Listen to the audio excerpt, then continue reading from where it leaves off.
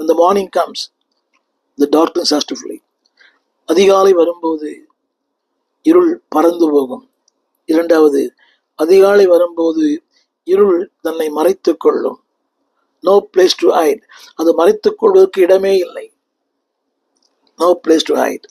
முதல்ல சொன்னேன், it has to flee. இரண்டாவது, no place to hide. மூன்றாவது, அன்பார்களே, அந்த அதிகாலை என்னத்தை கொண்டு தெரியுமா? வானத்தின் பனித்துளிகளை கொண்டு வருது. இப்படி புள்ளை பனித்துளி நினைக்கிறது போல அந்த அதிகாலை வேளை உடைய வாழ்க்கையை நினைக்கிறது. A new drops of dew. ஒரு புதிய பனித்துளி ஒரு செழிக்க பண்ணுகிறது. அதிகாலை என்ற வார்த்தைக்கு தான் பொருள். அதிகாலையில் போய் பாருங்களேன், இந்த புல்வெளிகள் வயல்வெளிகள்லாம் முத்து முத்தா இருக்கும். அன்பு தேவ பிள்ளையே, உடைய வாழ்க்கையை எப்படி கர்த்தர் மாற்ற விரும்புகிறார். முத்து முத்தாய் இருளாய் இருக்கலாம், கசந்த வாழ்க்கையா இருக்கலாம், ஆனால் ஒரு அதிகாலை வேளை வாழ்க்கையிலே there is going to be a dew life, dew of blessings. எல்லாரும் மறக்கப்பட்டவன்,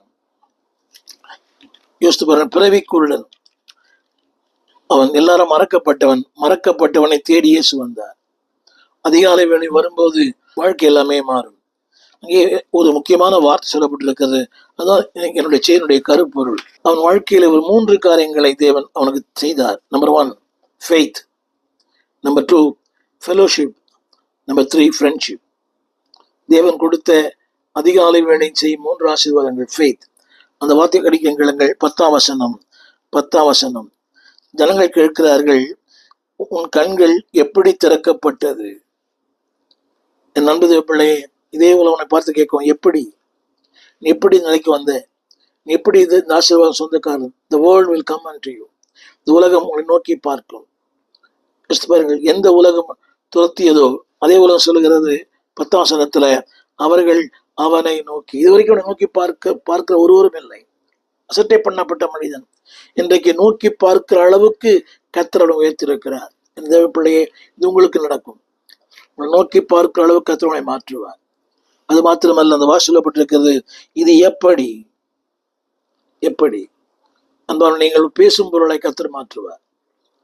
திரும்ப சொல்கிறேன், இதுவரைக்கும் நோக்கி பார்க்கிறவங்களை நோக்கி பார்ப்பார்கள், தேடி வருவார்கள்.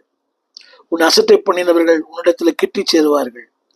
அவனிடத்தில் வந்து அவனை நோக்கி எப்படி, யோசித்து பாருங்கள். இதுவரைக்கும் இவன் தான் எப்படின்னு கேட்டிருப்பான். இப்ப இவனை பார்த்து எப்படி. என்பது பிள்ளையே, இதே வார்த்தை உன்னிடத்துல கேட்கிற காலங்கள் வரும். எப்படி மாற்றப்பட்டாய், இந்த வாழ்க்கையின் ரகசியம் என்ன, உன் மேன்மை என்ன, உன் உயர்வு என்ன, இந்த ஞானம் எப்படி வந்தது,